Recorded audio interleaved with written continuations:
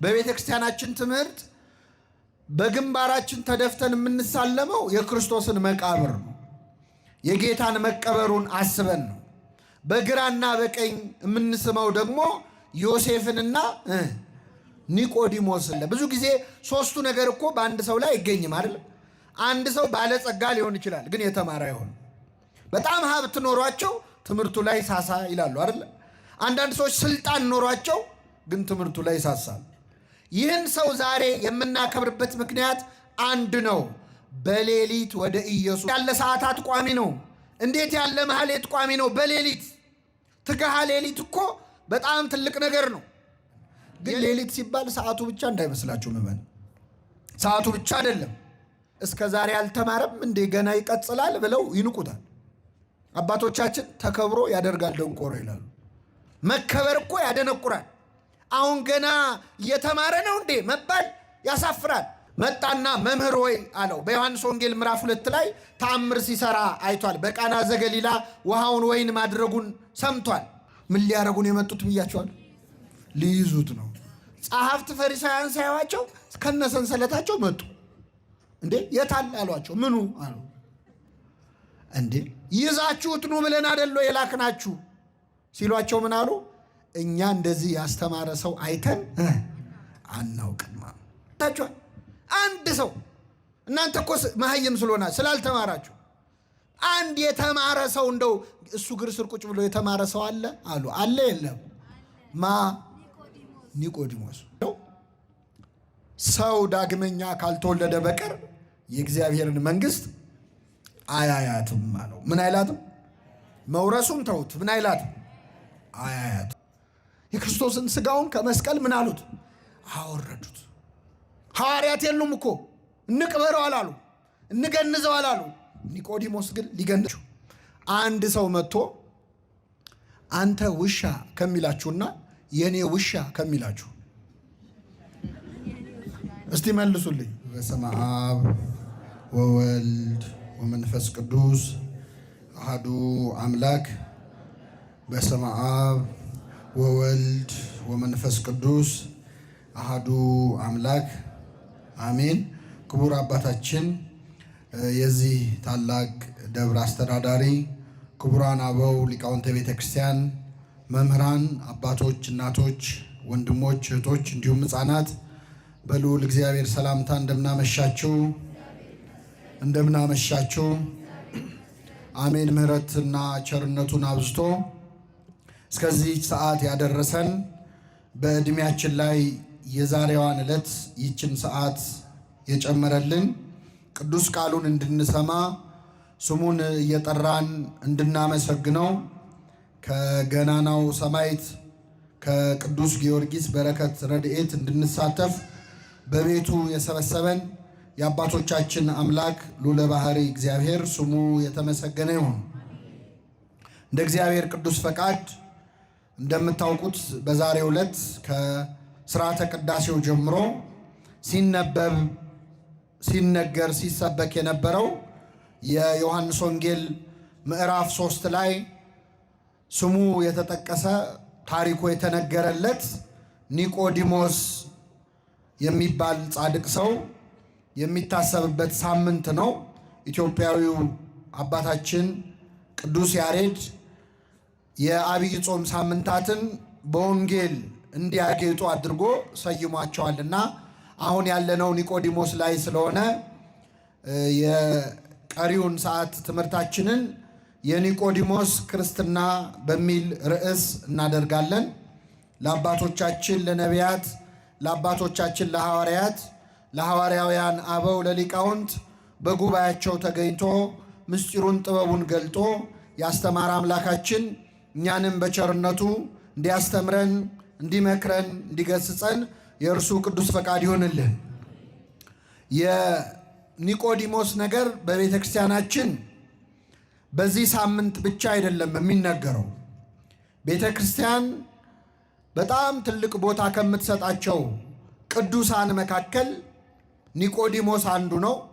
ምናልባት ይህን ድምፅ ከምትሰሙ ሰዎች ውስጥ ኒቆዲሞስን የሚዘክር በዓሉን የሚያከብር ሰው አስቦ ላይኖር ይችላል። ቤተ ክርስቲያን ግን የኒቆዲሞስን ውለታ ረስታ ስለማታውቅ ዕለት ዕለት በምንፈጽማቸው እንደ ምእመንም እንደ ካህናትም በምናደርጋቸው ነገሮች ውስጥ ኒቆዲሞስን እንድናስታውስ አድርጋለች። ለምሳሌ ምእመናን ወደ ቤተ ክርስቲያን ስንገባ ከመግባታችን በፊት ምን እናደርጋለን? አትሳለሙ? ትሳለማላችሁ። በመጀመሪያ በግንባራችን ተደፍተን ምን እንላለን? ደፉን እንሰግዳለን። ከዚያ ግራና ቀኝ ምኑን እንሳለማል? በሮቹን እንሳለማል። በቤተ ክርስቲያናችን ትምህርት በግንባራችን ተደፍተን የምንሳለመው የክርስቶስን መቃብር ነው። የጌታን መቀበሩን አስበን ነው። በግራና በቀኝ የምንስመው ደግሞ ዮሴፍንና ኒቆዲሞስን ነው።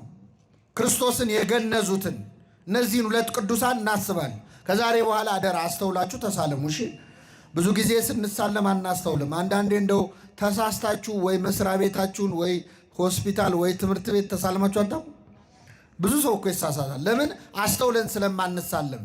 በግንባራችን ስንደፋ መቃብሩን፣ በግራ በቀኝ ደግሞ የምንሳለመው ዮሴፍንና ኒቆዲሞስን ነው። በስርዓተ ቅዳሴም ላይ ቤተ ክርስቲያን ኒቆዲሞስን ታነሳለች። በተለይ ሁለቱ ቀሳውስት ሰራዩ ካህንና ንፍቁ ካህን በሚቀድሱ ሰዓት ካህኑ ሲጸልዩ ምን ይላሉ?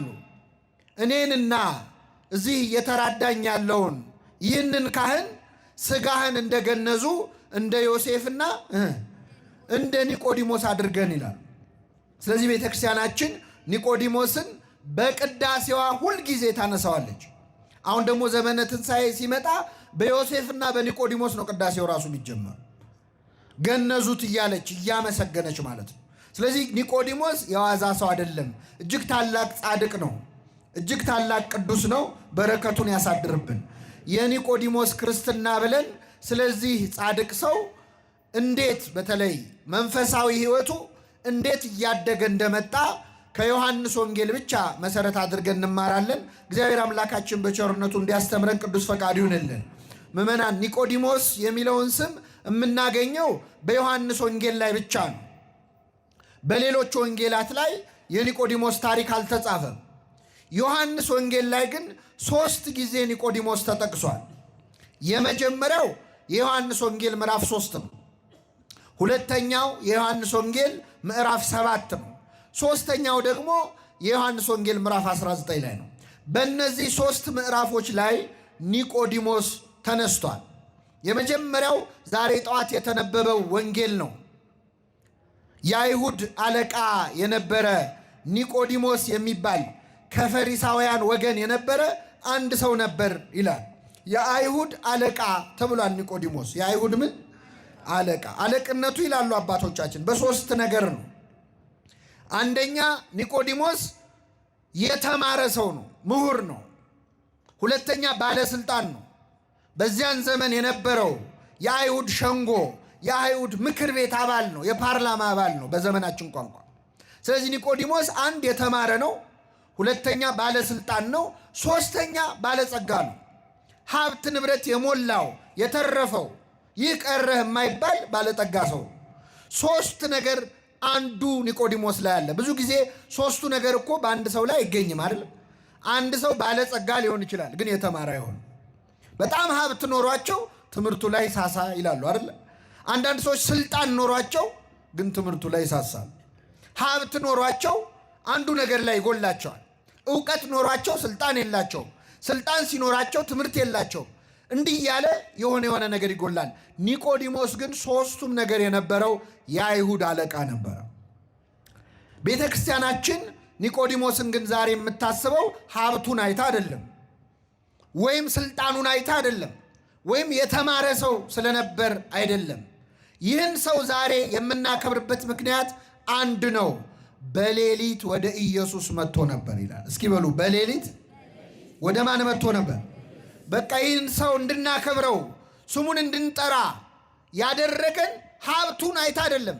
ቤተ ክርስቲያን ስልጣኑ አይደለም፣ እውቀቱ አይደለም፣ ለራሱ እንጂ ለመንፈሳዊ ነገር አይጠቅምም። ይህ ሰው በሌሊት ወደ ኢየሱስ ክርስቶስ መጥቶ ነበር። ሀብት ያላቸው ሰዎች በሌሊት ወዴት ነው የሚሄዱት? ገንዘብ ያላቸው ስልጣን ያላቸው ሰዎች ሌሊት የት ነው የሚያሳልፉት? አብዛኛው ኃጢአት የሚሰራው በሌሊት አይደል እንዴ? ሰይጣን እኮ የሚሰለጥነው መናፍስት ሰው ላይ የሚፈነጩት በሌሊት ነው። ብዙ ወንጀል የሚሰራው፣ ደም የሚፈሰው፣ ዝርፊያ የሚደረገው፣ ንብረት የሚሸሸው በሌሊት ነው። ይህ ባለስልጣን ግን በሌሊት ወደ ክርስቶስ መጥቶ ነበር። እንደዚህ ለመሆን ያብቃን። እንዴት ያለ ሰዓታት ቋሚ ነው! እንዴት ያለ ማህሌት ቋሚ ነው! በሌሊት ትግሃ ሌሊት እኮ በጣም ትልቅ ነገር ነው። የሌሊቱን ግርማ ሳይፈሩ ወደ ክርስቶስ መምጣት፣ ጨለማውን ሳይፈሩ ገስግሶ መሄጃ አጥቶ አይደለም። ኒቆዲሞስ ሀብት አለው፣ የፈለገበት ማደር ይችላል። ስልጣን አለው፣ በፈለገበት ቦታ መዋል ይችላል፣ ማሳለፍ ይችላል። በሌሊት ወደ መድኃኒታችን ወደ ኢየሱስ ክርስቶስ መጣ። ክርስቶስ በሌሊት ወደ እሱ የምንመጣበትን ትጋት ያድለን። እግዚአብሔር ሲፈቅድ ነው አይደል መምጣት የሚቻለው መትጋት የሚቻለው። ከነዋ መሐኬት ከኃጢአት እንቅልፍ አንቅቶ በሌሊት ፊቱ የሚያቆመን ማን ነው? እግዚአብሔር ነው። እና ኒቆዲሞስን የምናከብረው በሌሊት ወደ ክርስቶስ ስለመጣ ነው። በሌሊት ወደ ክርስቶስ ለመምጣት ያብቃን። ግን ሌሊት ሲባል ሰዓቱ ብቻ እንዳይመስላችሁ ምመን፣ ሰዓቱ ብቻ አይደለም። አንዳንዴ ህይወታችን ሌሊቱ የሚሆንበት ጊዜ የለም። ቀኑ ጨለማ የሚሆንበት ጊዜ የለም። ዙሪያው ገደል የሚሆንበት ጊዜ አለ። ጭልም የሚልብን ቀኑ ራሱ እንደ ጨለማ የሚሆንብን ጊዜ አለ።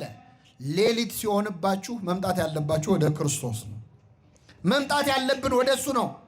ቢጨልምም እንኳን ወደ እሱ ስትመጣ ጨለማ በእሱ ዘንድ አይጨልምም። ክርስቶስ ያለበት ሌሊት ከቀን ይሻላል። ብርሃኑ ያርቃላ ጨለማን። አምላካችን በጨለመብን ሰዓት ወደ እሱ እንድንመጣ ያድርገን። አንዳንዴ ሰው ጭልም ሲልበት ተስፋ ይቆርጣል፣ ራሱን እስከ ማጥፋት ይደርሳል፣ ዙሪያው ገደል ይሆንበታል። ዝም ብለና ወደ ክርስቶስ ቅረብ፣ የዛን እሱ ብሩህ ያደርገዋል። እንደውም በጨለመብህ መጠን ብርሃን ይሆናል። በአምጣነ ጽልመታ ከማሁ ብርሃን አይለም። በጨለመብን ልክ ማብራት የሚቻለው ማን ነው? እግዚአብሔር ነው። ስለዚህ ኒቆዲሞስ በሌሊት ወደ ክርስቶስ መጣ። እንግዲህ ይህን ያህል ካመሰገን ነው ደግሞ ትንሽ እንውቀሰው። ከኔ ጋር ናችሁ ምእመናን? እግዚአብሔር ከሁላችን ጋር ይሁን። ኒቆዲሞስ ወደ ክርስቶስ የመጣው በቀን ሳይሆን በምንድን ነው? በሌሊት ያስመጣው ግን ይገርማችኋል፣ ፈርቶ ነው። ክርስቶስን ሲከተል ከክርስቶስ እግር ስር ቁጭ ብሎ ሲማር መታየት አልፈለገም ኒቆዲሞስ። ምክንያቱም በዚያን ጊዜ በነበረው የአይሁድ ሸንጎ አንድ ሰው የክርስቶስ ተማሪ ሆኖ ከታየ ወደ ምኩራብ አይግባ የሚል አዋጅ ታውጇል። ስለዚህ ኒቆዲሞስ ከክርስቶስ እግር ስር ቁጭ ብሎ ሲማር አይሁድ ካዩ ከስልጣኑ ሊያነሱት ይችላሉ፣ ከሀብቱ ሊያራቁቱት ይችላሉ፣ ጥቅሙ ሊጠፋበት ይችላል።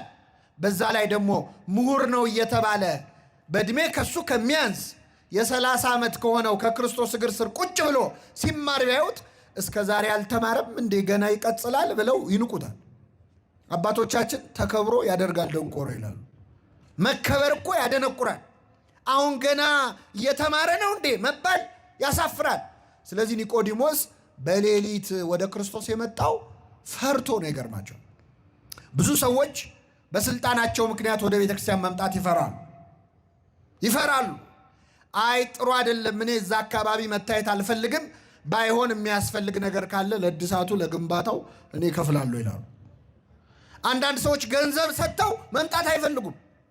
አንዳንድ ሰዎች ንግዳቸው የሚበላሽ ይመስላቸው የቤተክርስቲያን ነገር አግዙ እንዲያድርጉ ምናምን ሲባሉ አይ እንደዚህ ስፖንሰር አድርጉ ከተባለ እኮ ገበያችንን ያበላሽብናል፣ እኛ ሁሉንም ስለሆነ የምናስተናግደው ጥሩ አይመጣም ብለው ይፈራሉ። ኒቆዲሞስ እንደዚህ አይነት ፍራን የፈራው ሀብቱን እንዳያጣ ስልጣኑን እንዳያጣ ወደ ክርስቶስ መጣ።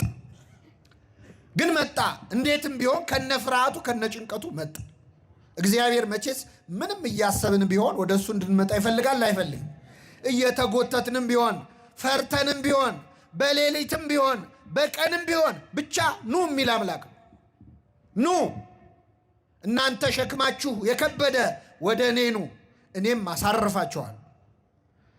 እንዲህ የሚል ማን አለ? ከአማልክት መካከል ማን አለ? እኔም ምን እላችኋል? እግዚአብሔር ሁላችንን ያሳርፈን። እና ኒቆዲሞስ በሌሊት ወደ ክርስቶስ መጣ። መጣና መምህር ሆይ አለው። በዮሐንስ ወንጌል ምዕራፍ 2 ላይ ተአምር ሲሰራ አይቷል። በቃና ዘገሊላ ውሃውን ወይን ማድረጉን ሰምቷል። ስለዚህ ምን አለ? መምህር ሆይ እግዚአብሔር ከእርሱ ጋር ከሆነ በቀር አንተ የምታደርጋቸውን ተአምራት ሊያደርግ የሚቻለው እንደሌለ፣ ከእግዚአብሔር መምህር ሆነህ ተልከህ እንደመጣ እናውቃለን አለ። እንደውም ቁጥሩን አብዝቶ ምን እንላለን? እናውቃለን። ከእሱም ጀርባ ሌሎች ሰዎች አሉ ማለት ነው። ክርስቶስን መጥቶ አመሰገነው። ከእግዚአብሔር መምህር ሆነ መላክህን እናምናለናል። ጌታችን ምን አለው? ሰው ዳግመኛ ካልተወለደ በቀር የእግዚአብሔርን መንግሥት አያያትም አለው። ምን አይላትም? መውረሱን ተውት። ምን አይላትም? አያያትም። ይገርማል። ሰው ዳግመኛ ካልተወለደ በቀር መጥተህ ስላመሰገንከኝ አይደለም፣ መምህር ሆይ ስላልከኝ አይደለም፣ እንዳንተ ያለ ከእግዚአብሔር የተላከ የለም፣ አንተ የምታደርገውን የሚያደርግ የለም ስላልከኝ አይደለም፣ ምንድነው ድጋሚ መወለድ አለብህ አለው። አይገርምም? እሱ እኮ ባለስልጣን ነኝ ብሎ ተኮፍሶ ነው የመጣው። እሱ እኮ ትልቅ ሰው ነው በሱ ቤት። ክርስቶስ ግን ገና መወለድ አለብህ፣ ገና ይቀርሃል። ደነገጠ ኒቆዲሞስ። እንዴት ሰው ከሸመገለ በኋላ ዳግመኛ ወደ እናቱ ማኅፀን ገብቶ ሊወለድ ይችላልን? አለ። ይሄ ንጹሕ ጥያቄ ነው፣ ከልቡ ነው የጠየቀው። ክርስቶስ መለሰለት። ሰው ዳግመኛ ከውሃና ከመንፈስ ካልተወለደ በቀር የእግዚአብሔርን መንግሥት አያያትም አለ። ከምንና ከምን ካልተወለደ? ከውሃና አባቶቻችን ሲያብራሩት ከአብራ ከመንፈስ ቅዱስ ከማኅፀነ ዮርዳኖስ ይላሉ። ዮርዳኖስን እንደ እናት መንፈስ ቅዱስን እንደ አባት አድርገው ከአብራ ከመንፈስ ቅዱስ ከማኅፀነ ዮርዳኖስ ካልተወለደ ወይም ካልተጠመቀ በቀር የእግዚአብሔርን መንግሥት ሊያይ አይችልም። ስለ ጥምቀት የነገርኩ አለው። አዎ ባለስልጣን ነህ፣ ምሁር ነህ፣ ገንዘብ አለ፣ ዝና አለ፣ ግን ድጋሚ ልትወለድ ያስፈልጋል። መጠመቅ አለብህ። አለዚያ የእግዚአብሔር መንግሥት ልታይ አትችልም። መምህሩን በማድነቅ አድንም። እንዳንተ ያለ የለ መምህር በማለት ከእግዚአብሔር የተላክነ በማለት አትድንም። ድጋሚ መወለድ አለብህ፣ ይኸውም ጥምቀት ነው ብሎ ምስጢረ ጥምቀትን አስተማሩ። ይህን ጊዜ ኒቆዲሞስ ሁለተኛ ጥያቄ ጠየቀ። ይህ እንዴት ሊሆን ይችላል አለ። እስኪ በሉ ይህ አሁን የጠየቀው ከእውቀት ማነስ ሳይሆን ተጠራጠረ። እንዴት ሊሆን ይችላል አለ። ይህን ጊዜ ክርስቶስ ተቆጣ። እግዚአብሔር ምዕመናን ከእውቀት ማነስ ስንጠይቀው ይመልስልናል። ከእምነት ማነስ ስንጠይቀው ግን ይቆጣል፣ ያዝናል። እንዴት ይሆናል የሚለው ከእውቀት ማነስ ከሆነ ይብራራል። እመቤታችን እንደጠየቀችው ገብርኤልን ወንድ ስለማላውቅ አሁን ይሄ ከእውቀት እንዴት ነው የሚሆነው ነው ያለችው። አክብሮ መለሰላት። እንደ ዘካርያስ ሳትጠራጠሪ፣ እንደ ኒቆዲሞስ ሳትከራከሪ ያመንሽ ብፅዕት ነሽ እንላታለን።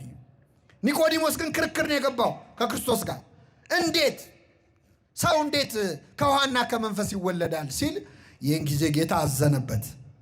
አንተ የአይሁድ መምህር ስትሆን ይህን አታውቅም አለው። ዓለም ልሞ ገሰጸው ይላሉ አባቶቻችን። ምን ብሎ ገሰጸው? አንተ የአይሁድ ምን ስትሆን እንዴ ትልቅ ሰው አይደለህ እንዴ? ይቺ እንዴት ትጠፋለች አለው። አክብሮ ወቀሰው። አሁን እኛ እንደዚህ አንችልም እኮ። ሰው ስንወቀስ ወይ አይኑን እናጠፋዋለን እንጂ መጀመሪያ ማክበር ከዛ መውቀስ አንችልም። ክርስቶስ ግን አነጋገሩን ተመልከቱ። በሁሉ እኮ ነው አርአያም የሆነን ጌታችን። አንተ የአይሁድ ምን ስትሆን? መምህር ስትሆን። አሁን ብዙ ጊዜ ከሰው ጋር የምንጣላው እኛ ሰው እናስቀይማለን። ንግግራችን ሳይሆን አነጋገራችን ነው ሰው የሚያስቀይም። እኔ እንደ ይቅርታ አድርጉልኝ አንድ ጥያቄ ልጠይቃችሁ። አንድ ሰው መጥቶ አንተ ውሻ ከሚላችሁና የኔ ውሻ ከሚላችሁ እስቲ መልሱልኝ። ሁለቴ ምን ብሎ ነው የጠራችሁ? ውሻ ነው አይደል? አንተ ውሻ ቢላችሁ ደስ ይላችኋል? የኔ ውሻ ሲላችሁስ ትሽኮረመማላችሁ። ግን እኮ ውሻ ነው፣ ሁለቱም ውሻ ነው። ግን ይሄኛው በፍቅር ነው። ሌላ ልጨምርላችሁ። እዚህ መሀልና እህቶቻችን ጫማ ቤት ሄዳችሁ ጫማ ሰሪ ጋር ጫማው ጠቦሻል ከሚላችሁና እግርሽ ትልቅ ነው ከሚላችሁ፣ ጫማ የሚጠበው ምን ሲሆን ነው? እውነት እኮ ነው አይደል? ግን እግርሽ ትልቅ ነው ከሚል ምን ቢል ይሻላል? ጫማው ጠቦሻል ካለ እውነቱን ነው። እግርሽ ትልቅ ነው ካለ ሁለተኛ እዛ ጫማ ቤት ድርሽ አትይም። ስነ ስርዓት የለውም ለንግግሩ ራሱ እንላለን። ዓለም ልሞ መገሰጽ ማወቅ አለብን። ከፍቅር ጋር ነው ተግሳጽ አይደለም እንዴ? አንተ ትልቅ ሰው አይደለ እንዴ? ስንት ነገር የምታውቅ እቺ እንዴት ትጠፋለች ማለት ያስፈልጋል። እኛ በስድብ ስለምንጀምር ነው ሰዎች የማይሰሙ። ተቆጥተን ነው። ዓለም ልሞ ገሰጸው። አንተ የአይሁድ መምህር ስትሆን ይሄ እንዴት ይጠፋል? ከስጋ የተወለደ ስጋ ነው፣ ከመንፈስ ግን የተወለደ መንፈስ ነው። እኔ ልደት እያልኩ ያለሁት የስጋ ልደት ሳይሆን የምን ልደት ነው? የመንፈስ ነው። ነፋስ ወደ ወደደው ይነፍሳል። ከወዴት እንደመጣ ወዴትም እንደሚሄድ አታውቅም። መንፈስ ቅዱስም እንደዚህ ነው አሉ። ይመጣል፣ በማን ላይ እንደሚያድር አታውቅም። ሕፃኑ ሲጠመቅ ታያለህ፣ ግን እንዴት ጸጋ መንፈስ ቅዱስ እንደሚያገኝ አታውቅም። ወዴት እንደመጣ ወዴትም እንደሚሄድ አታውቅም ብሎ ክርስቶስ ምስጢረ ጥምቀትን ለኒቆዲሞስ አስተማረው። ኒቆዲሞስ ትልቅ ሰው ነኝ ብሎ፣ ባለስልጣን ነኝ ብሎ፣ ባለ ሀብት ነኝ ብሎ፣ ክብሩን ጠብቆ ግራ ቀኝ አይቶ ሰው አየኝ አላየኝ ብሎ ሲመጣ ክርስቶስ እንደምታስበው ትልቅ ሰው አይደለህም፣ ገና አልተወለድክም አለው። እየሰማችሁ ነው? ገና ልትወለድ ምን ይልሃል? ያስፈልግሃል አለው። እግዚአብሔር እንደዚህ አይነት አምላክ። ይህንን ወንጌል ምስጢረ ጥምቀትን አስተማረው። በነገራችን ላይ እንደው ዝም ብዬ ነው እንጂ የምደክመው፣ እዚህ ጉባኤ ላይ ያላችሁ ይሄ ድምፅ የሚሰማችሁ ሁላችሁም በ40 እና በ80 ቀናችሁ አሁን ያነበብኩትን ወንጌል ሰምታችሁታል። ክርስትና ስትነሱ ይህን አንብባ ነው ቤተ ክርስቲያን ክርስትና ያነሳችን። አልሰማችሁም? ትዝ አይላችሁም? ለነገሩ የዛን ቀን ቢዚ ነበራችሁ፣ ጡት እየጠባችሁ። ያው ሁላችንም ሕፃናት ስለነበር ነፍሳችን ግን ትሰማለች አይደለም? አዎ። ስለዚህ ክርስቶስ ምስጢረ ጥምቀትን አስተምሮ ትልቅ ሰው ነኝ ያለውን ሰው ኧረ ገና መወለድ አለብህ ብሎ መለሰው ማለት ነው። ኒቆዲሞስ በክርስትናው የሚያፍርን ሰው ይመስላል። በዛሬው ዕለት በተነበበው ወንጌል ከኛ መሃል በሀብቱ ምክንያት ወይ በስልጣኑ ምክንያት ወይ በመንግስት ስራው ምክንያት ወይ በትምህርቱ ምክንያት መንፈሳዊ ሆኖ መታየት የማይፈልግ ሰዋል። ከቢሮ ወጥተው የት ነው የምትሄጂው ሲባሉ ቤተ ክርስቲያን ላለ ማለት እዚህ ደረስ ብዬ መጣሁ የሚሉ ሰዎች ማተባቸውን ለማሰር የሚያፍሩ። አሁን እግዚአብሔር በእኛ ሳያፍር እኛ በእግዚአብሔር ማፈር አለበት? ማንም ያሳፍረው ከእኛና ከሱ። እሱ ለእኛ እርቃኑን ለመሰቀል ሳያፍር እኛ ለማማተብ እናፍራለን። ሰው ፊት ጸልዮ ለመብላት የሚያፍሩ አሉ ከእኛ መሃል። ግራ ቀኝ አይቶ ልክ ኒቆዲሞስ ግራ ቀኝ አይቶ በሌሊት እንደመጣ በፍጥነት የሚያማትቡ ወጣቶች አሉ፣ ሰው ሳያያቸው። እናፍራለን። መስሪያ ቤታቸው ላይ ስለ ሃይማኖታቸው እንዲታወቅ የማይፈልጉ እየጾሙ ብሉ ሲባሉ አይ ቆይ ትንሽ ቆያለሁ በኋላ በላለሁ ወይ በልቼ መጣሁ የሚሉ ከትትና አንጻር ከማፈር አንጻር ሲሆን ነው እግዚአብሔር የሚያዝ ነው። ያው ጾም ነው፣ ተናገርከው አልተናገርከው ክርስቲያን ከሆንክ አንድ ነው ለሁላችን። የሚፈራ ሰው አለ። ሰጥቶ የሆነ በጎ ነገር ቤተክርስቲያን ውስጥ እየተሳተፈ ግን ሌላ ቦታ ያለውን ነገር የሚያበላሽበት መንፈሳዊ ሆኖ መታየት የማይፈልግ በተለይ ወጣትነት ላይ ይፈተናል። ጓደኞቹ እንዳያሾፉበት ስንት ወጣት ወደ እግዚአብሔር እየመጣ ወደ መንፈሳዊ ቦታ እየመጣ የሚሸማቀቅ ወጣት አለ። ሲዘምር እንዳይታይ ክህነት ተቀብለው የሚፈሩ ወጣቶች አሉ። ዲያቆን ነኝ ለማለት ገና ነው ለዓለም በዓለም ፊት ሞገስ እንዳያጡ ማለት። ይሄ የኒቆዲሞስ የመጀመሪያው ፈተና ነው። እንዲህ ያለ ፈተና ያለብንን ኒቆዲሞስን ያበረታ አምላክ ሁላችንን ያበርታል። የዮሐንስ ወንጌል ላይ ኒቆዲሞስ 3 ነው የተጠቀሰው ብያቸዋል። ስንቴ? የመጀመሪያው አሁን የነገርኳችሁ። ሁለተኛ ኒቆዲሞስን የምናገኘው የዮሐንስ ወንጌል ምዕራፍ 7 ላይ ነው። የዮሐንስ ወንጌል ምዕራፍ 7 ላይ ኒቆዲሞስ ለሁለተኛ ጊዜ የዮሐንስ ወንጌል ላይ ስሙ ተጠቅሷል። ምን አደረገ መሰላችሁ? እየሰማችሁ ነው? ኒቆዲሞስ ከመምጣቱ በፊት አይሁድ ወታደሮች ጲላጦስ የሰጣቸው ሮማውያን የሰጧቸው የቤተ መቅደስ ጠባቂ ወታደሮች አሉና እነዚህን ወታደሮች ጠሩና ሂዱና የናዝሬቱን ኢየሱስን አስራችሁ ይዛችሁልን ነው አሏቸው። እሺ ብለው ወታደሮቹ ሰይፍ ይዘው ቆመጥ ይዘው መብራታቸውን ይዘው ሰንሰለት ይዘው ሄዱ። ማንን ሊያመጡ? ክርስቶስን። ከዛ ጌታችን የሚያስተምርበት ቦታ ሲደርሱ ጌታ እያስተማረ ነው። ክርስቶስ የሚያስተምረው በሺህ የሚቆጠር ሕዝብ ነው። ቆሞ እያስተማረ አዩት። ወታደሮቹ ምን አሉ? በቃ ትምህርት እያስተማረ ነው፣ ይጨርስና ከትምህርቱ በኋላ አስረን ይዘነው እንሄዳለን ብለው ቁጭ አሉ ወታደሮቹ። ከኔ ጋር ናቸው? ማን ሲያስተምር? አሁን ይገርማችኋል። ጌታችን እያስተማረ እያለ እነዚህ ወታደሮች ቁጭ ብለው አፋቸውን ከፍተው ሲማሩ ለምን እንደመጡ ረሱት። ለምንድን ነው የመጡት? ረሱት። የክርስቶስ ትምህርት እኮ ያስረሳል። እንኳን የጌታ ትምህርት የእኛን ኃጢአተኞቹን ትምህርት ይኸው እየሰማችኋል። ክርስቶስ ሲያስተምር ብንገኝ እንዴት ነበር የሚሆን? የእሱ ቃል እኮ የራሱ የእግዚአብሔር ቃል ነው። በነገራችን እግዚአብሔር ራሱ ሲናገር ማለት ምን ነው አሁን የሞላው ዓለሙን የሞላው ድምፅ መቅረጫ ቪዲዮ መቅረጫ ምን ነው በዛ ጊዜ በኖረ ኖሮ ብለዋል አቡነ ሽኖዳ። የጌታን ድምፁን በሰማ ነው ኖሮ። የእሱ ድምፅ እኮ ይሰራል። አልዓዛር አልዓዛር ውጣ ሲል የሞተው ይወጣል። የሚሰራ ቃል ነው። የራሱ የአምላክ ቃል ነው። ክርስቶስ ሲያስተምር ሰዎች ያሉበትን አያውቁ እና እነዚህ ወታደሮች ቁጭ ብለው ተመስጠው የጌታን ትምህርት ሲሰሙ አሉና ትምህርቱ ሲያልቅ ጌታ ሲያሰናብት ወደ ቤታቸው ሄዱ። ምን ሊያረጉን የመጡት ብያቸዋል? ሊይዙት ነው። ጸሐፍት ፈሪሳውያን ሳይዋቸው ከነሰንሰለታቸው መጡ። እንዴ የታል አሏቸው። ምኑ አሉ። እንዴ ይዛችሁት ኑ ብለን አይደለ የላክናችሁ ሲሏቸው ምን አሉ? እኛ እንደዚህ ያስተማረ ሰው አይተን አናውቅም፣ እንዲህም ተምረን አናውቅም፣ እንደሱ ያስተማረ የለም። ይህን ጊዜ አይሁድ በጣም ተበሳጩና ምን አሉ መሰላችሁ? አይ እናንተ የእሱን ትምህርት የወደዳችሁት እኮ የእሱ ትምህርት ጥሩ ሆኖ ሳይሆን እናንተ ስላልተማራችሁ። እስቲ ከተማረ ሰው አንድ ሰው ቁጭ ብሎ የጌታን ትምህርት ሲማር ሰምታችኋል? አንድ ሰው እናንተ እኮ መሀይም ስለሆነ ስላልተማራችሁ። አንድ የተማረ ሰው እንደው እሱ እግር ስር ቁጭ ብሎ የተማረ ሰው አለ አሉ። አለ የለም? ኒቆዲሞስ። ይገርማችኋል፣ ኒቆዲሞስ እዛ ቆሟል። ይሄ ወሬ ሲወራ እዛ ቆሟል። አንድ የተማረ ሰው አለ ሲሉ እኔ ያለው እንዳይል ፈራ። የተማረውም በስንት ሰዓት ነው ብያቸዋል? በሌሊት ነው። ሚስጥር ሊያወጣው ነው አይደለ? ዝም እንዳይል ደግሞ ከበደው፣ ጨነቀው ኒቆዲሞስ። ከዛ ምን አለ መሰላችሁ? እዚህ ላይ ሐሳብ ልስጣል። እጁን አወጣ። ምንድን ነው የምትለው አሉት። ያስተማረውን ሳንሰማ የተናገረውን ሳናይ እንፈርድ ዘንድ ሕጋችን ይፈቅዳሉ ያለ። ያስተማረውን ምን አላልን? ወታደሮቹን የሰሙት አይደል? እኛ ሳንሰማ ለምን እንፈርዳለን አላውን ኒቆዲሞስ። ይህን ሲል አንተ አልተማርክም እንዳይሉት የተማረ ሰው። አይሁድ ምን አሉ? እስቲ ሕጉ ምን እንደሚል እንመርምር አሉና ስብሰባው ተበተነ ይላል። ኒቆዲሞስ ስብሰባውን በተነው። አይገርማችሁ? ደፍሮ መመስከር ባይችልም ቢያንስ ስብሰባውን በተነው። አሁን የምነግራችሁ አንዳንዴ የምትሰሩበት መስሪያ ቤት ላይ የምትሉበት ቦታ ላይ ሰዎች በሃይማኖት ጉዳይ የማይሆን ነገር አይናገሯችሁ።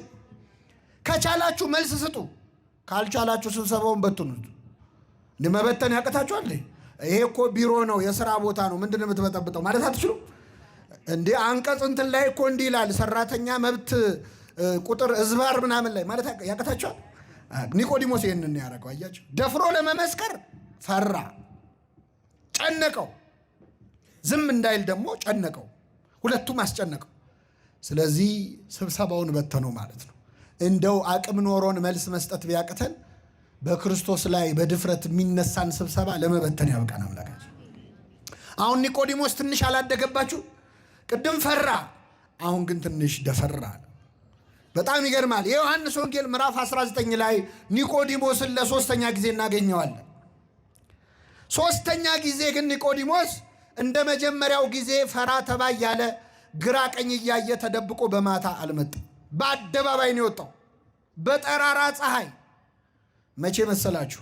ክርስቶስ ተሰቅሎ ሲሞት መስቀል ላይ በሞተበት ሰዓት ኒቆዲሞስ እንደ መጀመሪያው ቀን እስኪመሽ ልጠብቅ ሳይል፣ እንደ ሁለተኛው ቀን ፈራ ተባ ሳይል ብቻውን ወጣ። ይገርማል። የጌታ ደቀ መዛሙርት 12 ናቸው። ከ12ቱ አንዱ ሸጠው ጌታ፣ ሌላኛው ከአንዴም ሶስቴ ካደው፣ ሌሎቹ እግሬ አውጪኝ ብለው ተበተኑ። ዮሐንስ ብቻ ነው እስከ መስቀል የተከተለው። ብቻውን ነበር እኮ ክርስቶስ ዓርብ ዕለት። በመዋረድ ቀን እኮ ዘመድ የለም አይደል? አዎ ባለቅኔው አልቦ ዘመድ ጊዜ ተዋርዶ ይላሉ። ወይ ከውን ባይደ ጊዜ ተዋርዶ ዘመድ። በመዋረድ ቀን ዘመድ የለም፣ ባዕድ ነው ዘመድ የሚሆነው። እነዚህ ሐዋርያት በበላበት የበሉ ባደረበት ያደሩ የቃሉን ትምህርት የእጁን ታምራት ያዩ፣ ሙት ሲያስነሳ ቆመው ያዩ፣ አሳና እንጀራ አበርክቶ ሲያበላ ያስተናገዱ የበሉ፣ ውሃን ወይን ሲያደርግ የጠጡ ሐዋርያት ዓርብ ዕለት አልነበሩም። ብቻውን ነበር ክርስቶስ፣ ብቻውን ነበረ። ማንም ደፍሮ ለሱ የመሰከረ አትንኩት ያለ አንድም ሰው አልነበረ። ይህን ቀን ብቻውን እያለ ግን ኒቆዲሞስ ወጣ። ይገርማቸዋል። ጌታ ሆይ እንደ በፊቱ አላፍርብህም አለ። እንደ በፊቱ በሌሊት አልመጣም፣ እስኪመሽ አልጠብቅም ብሎ ከሌላ እንደሱ ካመነ የአርማትያ ሰው ዮሴፍ የሚባል ነበር። ቅድም የመጀመሪያ ወንጌል ስናነብ መምህር ሆይ ከእግዚአብሔር ዘንድ ተልከህ እንደመጣህ እናውቃለን ያለው። ምን እንላለን? ስለዚህ ብዙ ናቸው ተደብቀው የሚያምኑ በክርስቶስ። ዮሴፍ ዘአርማትያም አንዱ ነው። ስለዚህ አብረው መጡ። ክርስቶስ በ3 ሰዓት ነው የሞተው። በነገራችን ላይ መስቀል ላይ ተሰቅሎ ወዲያው የሞተ ጌታ ብቻ ነው። ሌሎች ይቆያሉ። እግራቸው ተሰብሮ መተንፈስ ሲያቅታቸው ነው የሞቱት የግራና የቀኝ ወንበዴዎች። ሌሎቹ እንደውም ሰንበት ካልሆነ 3-4 ቀን መስቀል ላይ ተሰቅለው ካሁን ሞቱ እየተባለ እየተጠበቁ ይከርማሉ። ክርስቶስ ግን በ3 ሰዓት ነው የሞተው። ጲላጦስ ራሱ ገረመው። ከመቼው ሞተ አለ። ከመቼው ሞተ አለ። ለምን ቶሎ እንደሞተ ታውቃላችሁ? 6666 ጊዜ ተገርፏል። ኃይሌ እንደ ገል ደረቀ እንዳለ ክርስቶስ ደክሟል፣ ዝሏል። ምክንያቱም ተገርፏላ። የተገረፈው እኮ ክርስቶስ እኛ ለቡሄ በምናጮኸው ጅራፍ አይደለም።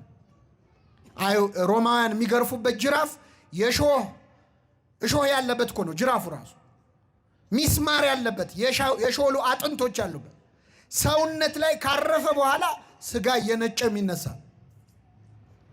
አንዳንዴ ስጋውን ነጭተው ድጋሚ ሊገርፉት ሲሉ ስጋውን አራግፈው ነው ከዛ በኋላ የሚገርፉት። የስቃይ ቀን ነበር። ስለዚህ በ3 ሰዓት ውስጥ መስቀል ላይ ስጋ የተሰቀለ እኮ ነው የሚመስለው። ባየነው ጊዜ እንወደው ዘንድ ደም ግባት የለውም፣ መልክና ውበት የለውም ነው የሚለው እኮ። መልክና ውበት ብቻ አይደለም፣ መልክም አልነበረው። ሲያዩት አይመስልም፣ ተሸፍኗል በደም። በዛ ሁኔታ ላይ ያለ ዮሴፍ እና ኒቆዲሞስ ተነሱ። ኒቆዲሞስ በቃ ማታ እስኪመሽ አልጠብቅም ባለ። ዛሬ ነው በአደባባይ እምነቴን የምገልጸው። ይገርማል። እንዴት አይነት ጻድቅ ነው ኒቆዲሞስ! ሐዋርያ በፈሩበት ቀን ደፈረ። ስልጣኔ ገደል ይግባል፣ ሀብቴ ለዚህ ቀን ካልሆነ ለምን ይሆናል? ወጣ በአደባባይ። ልብ አድርጉ። ክርስቶስ አይቶ ሊታዘበው የማይችልበት ቀን እኮ ነው ያቀናል። ክርስቶስ ሞቷል እኮ አይደል? እንደው ሲያየኝ ያዝንብኛል እንኳን ሊል አይችልም። ሞቷል። በሞተ ሰዓት ሐዋርያ ሆኖ ተነሳ ኒቆዲሞስ። ከዮሴፍ ጋር ተነስተው ወደ ጲላጦስ ሄዱ ይላል። የኢየሱስን ስጋ ለመኑት ይላል። እስኪ በሉ የኢየሱስን ስጋ ለመኑት። የክርስቶስን ስጋ ለመለመን ያብቃል። ለሁላችን ስጋውና ደሙን ይስጠን። እነሱ የለመኑት ጲላጦስን ነው። እኛ የምንለምነው እሱን ራሱን ነው፣ ባለቤቱ። ስጋህን ደምህን ስጠን ለስርየት እንዲሆነን እያልን። አንዳንዴ ንስሐ አባቶቻችሁ አስቀየሙኝ ብላችሁ ከስጋው ደሙ የምትሸሹ፣ ፊት ነሱኝ ብላችሁ ከስጋው ደሙ የምትርቁ ሰዎች፣ ለክርስቶስ ስጋና ደም አይደለም ንስሐ አባት፣ ጲላጦስም እኮ ይለመናል። ጲላጦስን ለመኑት ስጠን ስጋውን ብለው። እንዴት አይነት ጻድቅ ሰው ነው! ደጅ የማይጸናው ኒቆዲሞስ፣ ባለጸጋው ኒቆዲሞስ ለጌታ ስጋ ሲሆን ግን ደጅ ጸና። ስጠኝ እባክህ አለ። ፈቀደላቸው። ደብዳቤ አጽፈው መጡ። ከመስቀል አወረዱት። እንዴት ያለ ክብር ነው ክርስቲያኖች! በጣም ከባድ እኮ። የክርስቶስን ስጋውን ከመስቀል ምን አሉት? አወረዱት። ሐዋርያት የሉም እኮ። እንቅበረው አላሉ፣ እንገንዘው አላሉ። ኒቆዲሞስ ግን ሊገንዘው ተነሳ።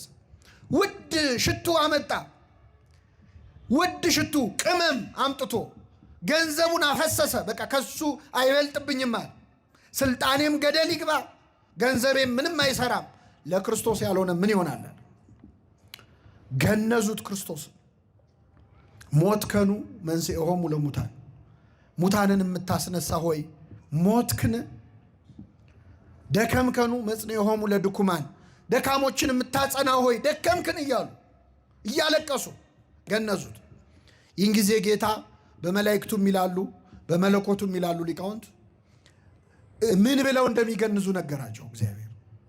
ስለዚህ ቅዱስ እግዚአብሔር ቅዱስ ኃያል ቅዱስ ሕያው የማይሞት እያሉ ዛሬ በዓለም አቀፍ ኪዳን የምናደርስበት ማለት ነው። እኛ ጋር ብቻ አይደለም፣ በምስራቁም በኦሪየንታሉም በኢስተርኖቹም ጭምር አንድ ነው። ቅዱስ እግዚአብሔር ቅዱስ ኃያል ቅዱስ ሕያው የማይሞት እያሉ ገነዙት። ክርስቶስን መገነዝ እንዴት ያለ ክብር ነው! እንደው እንዴት ችለው ገነዙት ምእመናን! እንዴት ችለው አይኑን ከደኑት! አይን የሚያበራውን አምላክ ማለት ነው። አይን የሚያበራውን እጆቻቸው የሰለሉ ሰዎችን እጅ የሚሰጠውን አምላክ እጁን አሰሩት። እየፈሩ እየተንቀጠቀጡ ማለት ቅዱስ አጠቡት። ክርስቶስ በደም የተለወሰ አካሉን አጠቡት። በእውነት ዮሴፍና ኒቆዲሞስ በረከታቸው ይደርብን። እንዴት አይነት ክብር ነው! ስቃይ እኮ ነው ያቀን፣ ፈተና ያለበት ነው፣ የሚያሳስር ነው፣ የሚያስገድል ነው። እሱን ገንዘን እንሙታሉ። ከሱ አይበልጥማ። ክርስትና ማለት ይሄ ነው። ይኸውላችሁ ማደግ ማለት ይሄ ነው። የሕግ መምህር በረከት ይሰጣል። ወየሐውር እምኃይል ውስተ ኃይል፣ ከኃይል ወደ ኃይል ይሄዳል። ኒቆዲሞስ ነው የሕግ መምህር ኒቆዲሞስ በረከት ይሰጣል። ከኃይል ወደ ኃይል ሄደ። ሌሊት ሲፈራ አየነው፣ ፈራ ተባ ሲል አየነው። አሁን ግን ክርስቶስን ሲገንዝ አየነው፣ ቆሞ ሲገንዝ አየነው። ሹመቱ ይቅርብኝ፣ ከምኩራብም ያስወጡኝ፣ ከመንግስቱ አያስወጣኝ እንጂ ወሰነ ማለት ነው። በክፉ ቀን ነው ክርስትናውን የገለጠው። ክፉ ቀን ሲመጣ እኮ ነው ሰው የሚክደው አይደለም? ክፉ ቀን ሲመጣ ነው ሰው የሚሸሸው። ኒቆዲሞስ ግን በክፉ ቀን ክርስቲያን ሆኖ የተገኘ ሰው ነው። ገነዙት፣ ክርስቶስን ቀበሩት በውድ ሽቱ። ያቺ ሴት እግሩ ስር አምጥታ ሰብራ ሽቶ አላፈሰሰችም። ኒቆዲሞስ ግን ያየኛል ሳይል ከሞተ በኋላ ነው ሽቱ ያፈሰሰለት። አፈሰሰለት ውድ ሽቱ። ሞቷል ምን ያደርግለታል አላለም። በክብር ገንዘው ክርስቶስን ቀበሩት። ይሄ የመጨረሻው ክርስትና ነው። የመጨረሻው ሰማዕትነት ያስቀናል አይደለም? አያስቀናም? ያስቀናል። ምን ነው እንደው በኖርኩ አያሰኝም? አሁን እንዲህ ትል ከሆነ ይላል ቅዱስ ዮሐንስ አፈወርቅ፣ ወንድም ምን ነው እንደው ጌታ በተገነዘ ጊዜ በኖርኩ አብሬያቸው በገነዝኩ ትል እንደሆን ችግር የለውም፣ እኔ ልንገርህ፣ ውጣና ወንድም ነዳይ ሆኖ መንገድ ላይ ወድቆ ታገኘዋለህ፣ እሱን አልብሰው፣ ክርስቶስን እንደገነዝክ ይቆጠራል ይላል። ምን ችግር አለ? ከነዚህ ከድሆች ለአንዱ ካደረጋችሁት ለእኔ እንዳደረጋችሁት ምን እለዋለሁ ቆጥረዋለሁ ብሏል ክርስቶስ። እንደውም ቅዱስ ኤፍሬም ሶርያዊ ምእመናን የሚገርማችሁ በሌሊት ይነሳና በማታ ከተማውን ይዞራል። ሶርያ ይዞርና የሞተ ድሃ ካለ ይፈልጋል። ካገኘ የሞተ ድሃ ሬሳ ካገኘ ጌታዬን አገኘሁት ይላል። ልገንዘው ነው ይላል። ገንዞ ሲመጣ ዛሬ እኮ ጌታዬን ገነዝኩት ይላል። ለነዳያን ማድረግ ለክርስቶስ ማድረግ ነው። እኛ አልፈናቸው መተን አይደለ ጧፍ የምናበረው። ቅዱስ ዮሐንስ አፈወርቅ ምን ይላል? ድሃው እየለመነ ረግጠኸው መቅደስ ውስጥ ገብተህ ሻማ ብታበራ ያበራኸውን ሻማ የድሃው እንባ ያጠፋዋል ይላል። ቤታችን ያስቀመጥነው የማንለብሳቸው ልብሶች እኮ የወንድማችን ልብሶች ናቸው። አልብሰው አውጣና ክርስቶስ እርቃኑን ሆኗል። ዮሴፍን ኒቆዲሞስን መሆን ከፈለግ ቤት ውስጥ ያለህን አንድ የተረፈን ነገር አውጥተህ ለወንድም ስጠው። በልተህ ጠገብኩ ብለህ የምትደፋው ምግብ የወንድምህ ራት ነበረ። ዛሬ ጠግቦ ያድር ነበር ወንድምህ፣ ባይጠግብም አመስግኖ ያድር ነበር። ዮሴፍን ኒቆዲሞስ መሆን የሚፈልግ ሰው ከጎኑ ያሉትን የክርስቶስ ምሳሌዎችን ከረዳ ማንን እንደረዳ ይቆጠራል? እግዚአብሔርም ክርስቶስ።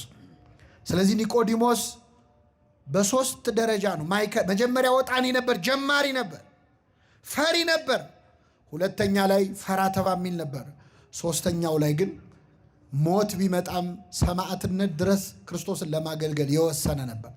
እንደ ኒቆዲሞስ የሚያድግ ክርስትና ይስጠን ለሁላችን። አሁን እኛ ከላይ ወደ ታች ሆነ እኮ እድገታችን። ችግሩ የትናንቱ ይሻል ነበር፣ አሁን ነው እየደከምን የመጣ ነው። የትናንቱ ይቆጨናል አይደለም። ከኃይል ወደ ኃይል የሚሄድ ክርስትናን እግዚአብሔር ይፈልጋል። ኒቆዲሞስን ያከበረ አምላክ፣ ኒቆዲሞስን ለጸጋ የጠራ አምላክ ሁላችንን በኃይሉ በብርታቱ የሚያድግ ክርስትና የሚያድግ መንፈሳዊነትን ይስጠን። የሰማነውን በልቡናችን ያሳድርብን።